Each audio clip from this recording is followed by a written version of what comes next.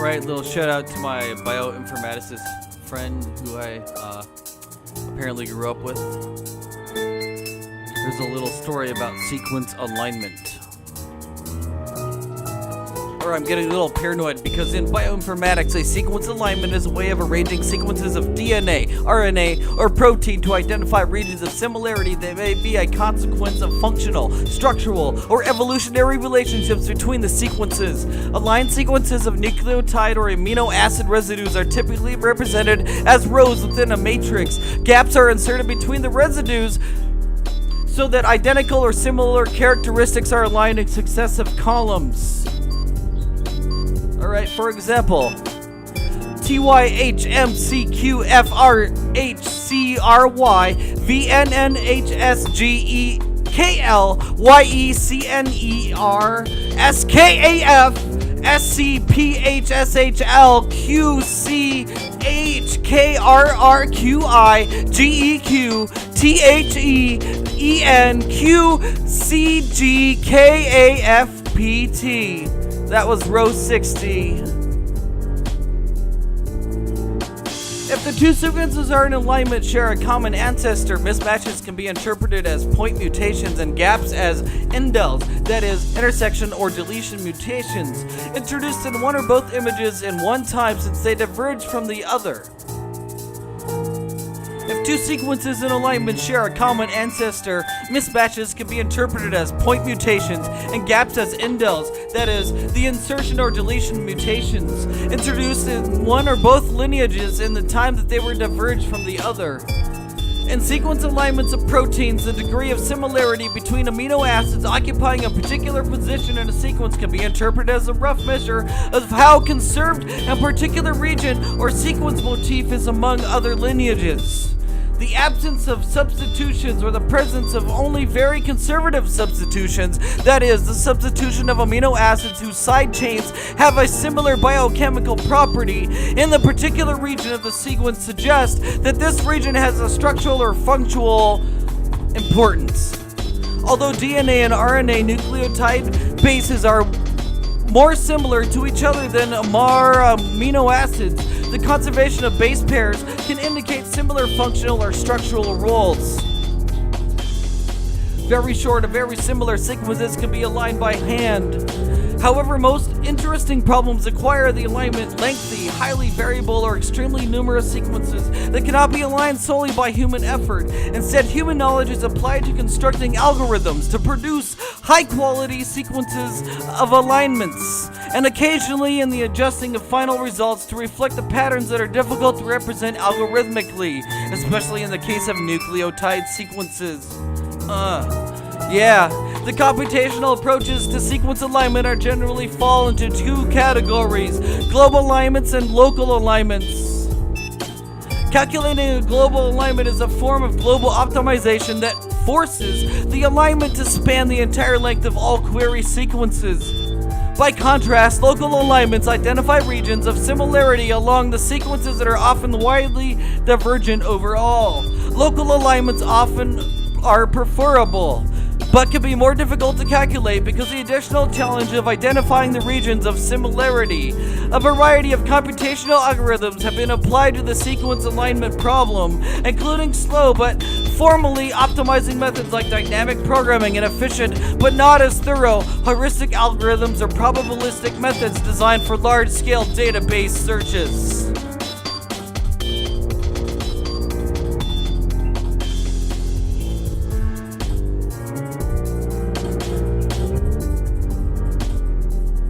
Dot matrix approach, which implicitly produces a family of alignments for individual sequence regions, is a qualitative and conceptually simple, though time-consuming to analyze on a large scale. The absence of noise, it can be easily visually to identify certain sequence features such as insertions, deletions, repeats, or inverted repeats from a dot matrix plot.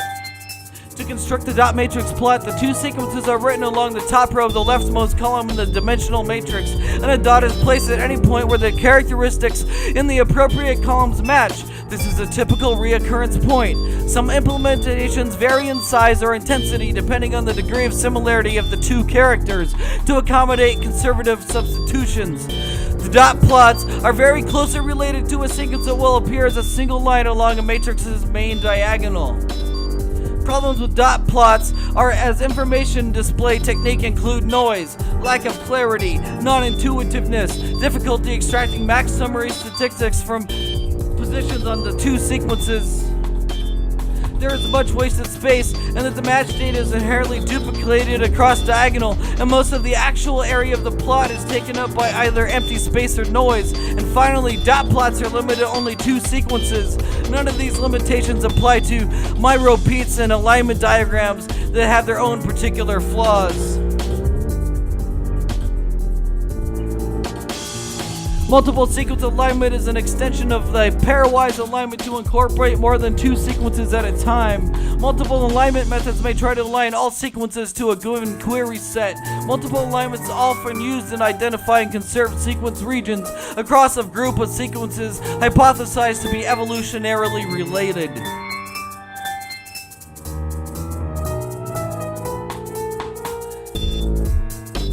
Multiple sequence alignments are computationally difficult to produce, and most formulations of the problem lead to NP-complete combinatorial optimization problems. Nevertheless, the utility of these alignments in bioinformatics has led to the development of a variety of methods suitable for aligning three or more sequences. The technique of dynamic programming is theoretically applicable to a number of sequences. However, because it is computationally expensive for both time and memory, it is rarely used for more than 3 or 4 sequences in its most basic form. This method requires constructing the n-dimensional equivalent of a sequence matrix formed by two sequences, where n is the sequence in the query. Standard dynamic programming first is used in all pairs of query sequences, and then the alignment space is filled by considering possible matches or gaps in immediate positions, eventually constructing an alignment essentially between each two sequence alignment. Although this technique is computationally expensive, it is a guarantee of global optimum solution and is useful in cases where only a few sequences need to be aligned accurately.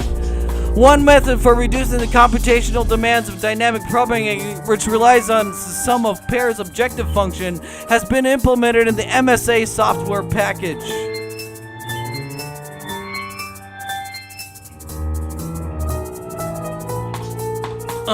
The combinatorial extension method of structural alignment generates pairwise structural alignment by using local geochemistry to align short fragments of the two proteins being analyzed, and then assembles these fragments into a larger alignment.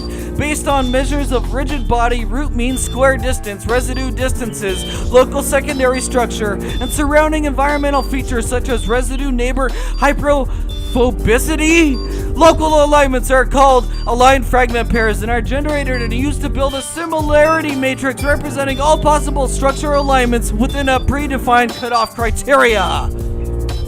A path from one protein structure state to the other is then traced through the matrix by extending the growing alignment fragment at a time. The optimal search path defines the combinatorial extension alignment.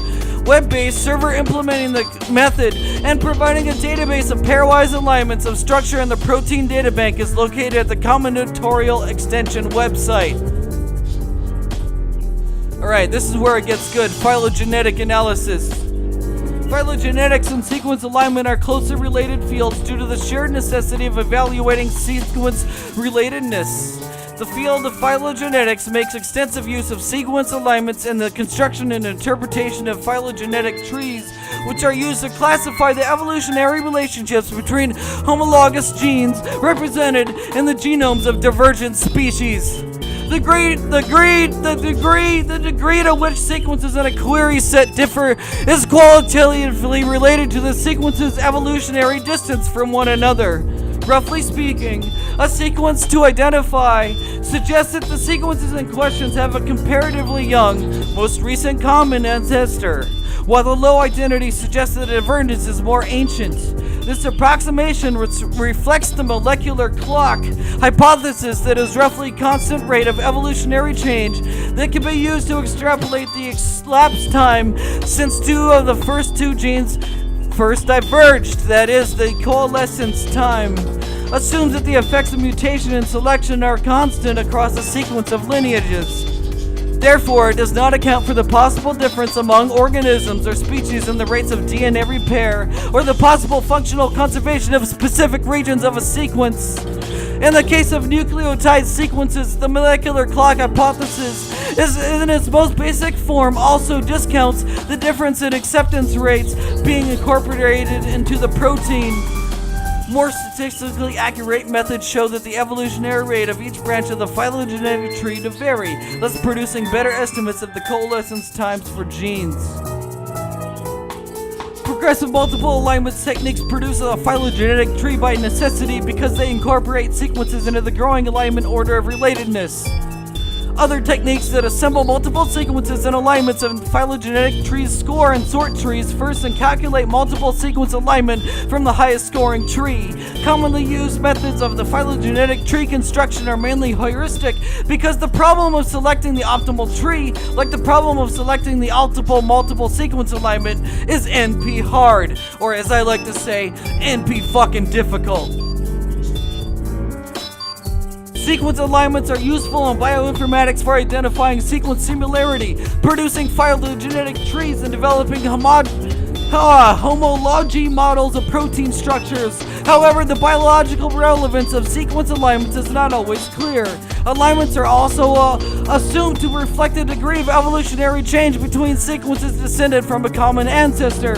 However, it is formally impossible that convergent evolution can occur to produce two apparently similarly constructed proteins that are evolutionarily unrelated but perform similar functions and have similar structures.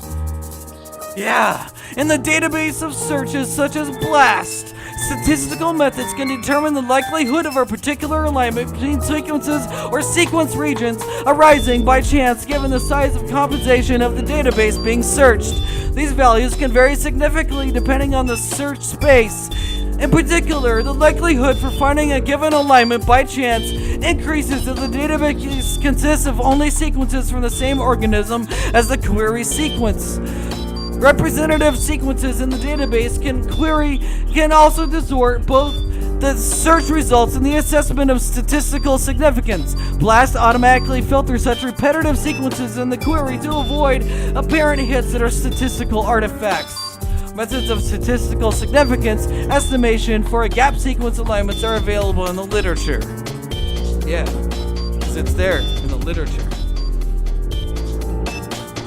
Statistical significance indicates the probability that when the alignment of a given quality could arise by chance, but does not indicate how much a superior given alignment is to be alternative alignments of the same sequences.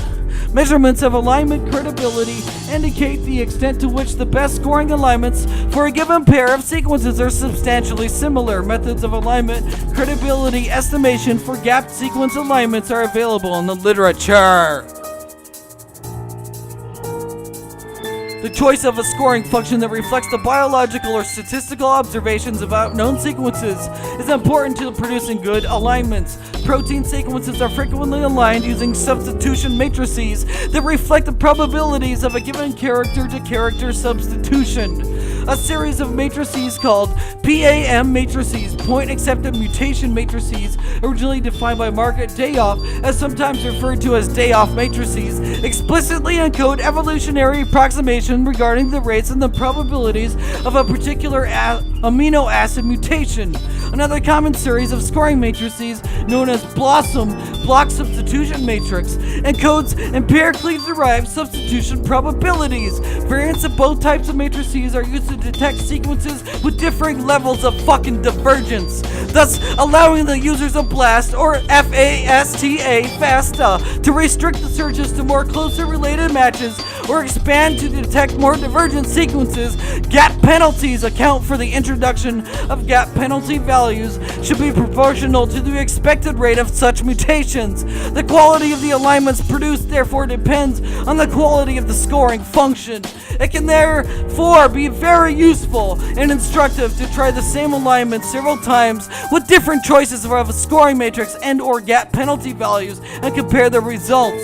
Wow, that really sounds like one layer on top of another layer on another layer of analysis where you apply some meta heuristics to the regions where the solution is weak to non-unique. It can often be identified by observing which regions of the alignment are robust to the variations in alignment parameters. Alright, good night, kids. This is Dr. SyStray signing off. See you on the other side of the forever escape.